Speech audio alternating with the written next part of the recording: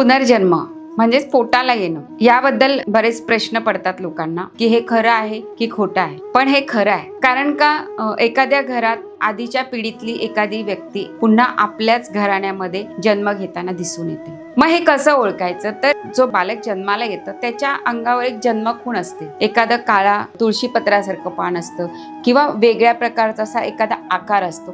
त्यावरून कळतं की हा रिबर्थ आहे, म्हणजे आपल्याच कडचं कोणीतरी व्यक्ती ही पुन्हा आलेली आहे. आणखीन ओळखण्याचं कारण काय, जेव्हा हे बाळ लहानपणी रडतं की नाही, तेव्हा साहजिकच बाळ जास्त रडायला लागले की लोक मला विचारतात की बाळ खूप रडतंय, काय झालं, त्याची पत्रिका काय. पण कसं आहे की पत्रिका बघायला सुद्धा थोडे दिवस द्यावे लागतात. लहान बाळाची पूर्ण पत्रिका बघितली नाही जात. मग अशा वेळी काय होतं, तर पत्रिकेवरून कळतं की हे बाळ पोटाला आलंय की नाही आणि ते कोण आहे हे पण आपण जाणू शकतो. मग असं सांगितल्यानंतर त्या व्यक्तीच्या नावाने जर ह्या बाळाला बोलवलं, हे बाळ रडताना, किंवा त्या बाळाच्या त्या व्यक्तीच्या नावाने त्याला हाक मारली, तेवढा आदरयुक्त भावनेने त्याला हाक मारली, त्याच्याशी बोललं, तर हे बाळ हसतं, रडायचं थांबतं. त्याच्यावरून कळतं की ही व्यक्ती आपल्या घरात आलेली आहे. जसं जसं ते बाळ मोठं होतं ना, तसं तसं त्याचे सगळे स्वभाव त्याला त्याच्यामध्ये दिसून येतात. कधी कधी काही इच्छा राहिलेल्या असतात, त्या पूर्ण करण्यासाठी सुद्धा हे अशा प्रकारचे पोटाला येणं, ह्या गोष्टी आपल्या हिंदू धर्मात घडत असतात.